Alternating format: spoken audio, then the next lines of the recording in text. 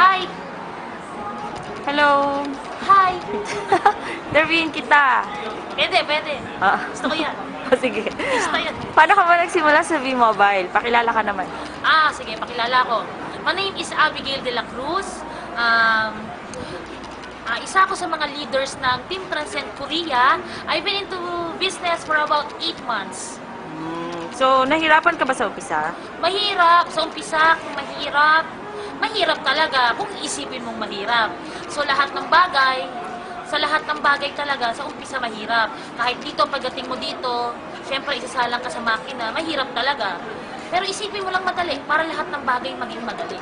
Mahalin mo lang, para lahat maging madali. So, magkano na earnings mo ngayon? Malaki na, no?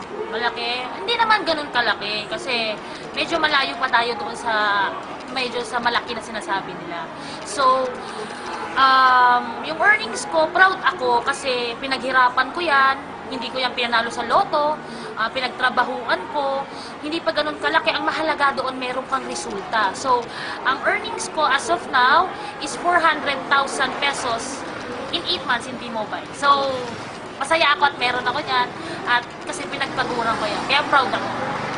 Laki na rin, no? So, ano masasabi mo sa team mo, sa mga leaders mo, tsaka sa mga members mo? Sa mga leaders ko, ang masasabi ko lang, kamsahamnida, Korea, sa Tagalog, maraming salamat kasi sa suporta na kahit malayo kami, para ang lapit pa rin kasi sa mga documents, sa supporting sa motivation, lalong-lalo na sa team Generals, Radicals, Team Abundance, Team Transcend, sa ate ko, na leader ko na nagpakilala sa akin sa V-Mobile kasi siguro kung hindi ko nakilala yung team, siguro kasi ako inisip ko dati parang another 5 years pa kasi 5 years na ako rito sa Korea, tapos na yung kontrata ko and pauwi na ako because of V-Mobile, kaya sobrang salamat kasi before nung wala pa ako sa V-Mobile, sabi ko another 5 years pa, kailangan ko ng 10 years na mag-abroad bago ako talagang sabihin ko stable na. Pero ngayon, nasa V-Mobile na ako at napakilala sa akin ng ate ko, parang sobrang excited na ako umuwi. Uwing-uwi na ako because of V-Mobile.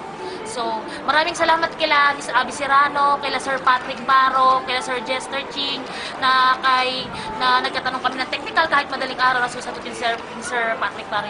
Maraming salamat sa mga leaders. Sa mga members ko, so maraming salamat din sa support at saka tiwala natin sa isa't isa. Wag lang tayong ihinto. Yun nga yung sinasabi ko, tuloy lang lagi. Tanim ng tanim araw-araw kasi darating yung araw ng anihan. Yun. Okay, so ano naman mapapayo mo sa mga bagong TP, especially sa mga OFW na TP? Sa bagong TP at sa OFW na tulad ko, nagisimula pa lang din naman ako. So, yung tiwala sa sarili, unang-una, tiwala ka sa sarili mo, huwag ka makinig sa mga taong negative. Kasi yung mga taong negative, pag hinila ka nila, wala, mag-stay ka lang sa baba, 'di ba? And ikaw naman yung aanin ng iyong mga dreams, mga goals mo sa buhay. Tiwala sa sarili at saka tiwala sa company. Kailangan niya magtiwala ka lang sa V-Mobile. Ang lagi nga nila sinasabi ng mga leaders natin, kung hindi ka marunong magtiwala, pagyaman pa kaya. So huwag kang matakot sumubok. Kasi ako hindi ako natakot sumubok. Kasi kung natakot ako sumubok, siguro TNT na ako dito sa Korea. So, sabi nga nila, ang tagal mo lang ginagawa yung ginagawa mo dati, huwag kang matakot sumubok ng panibago. Kasi ang magiging resulta nun, panibago rin. So yun, subok lang subok, tapos resulta. So, ang isa pang payo ko sa mga iba na malayo sa OFW, basa kayo lagi ng documents, wag kayong mag-i-endorse ng business natin nang hindi nyo naaaral yung negosyo. Basa kayo ng documents, 2 to 3 documents lang per day.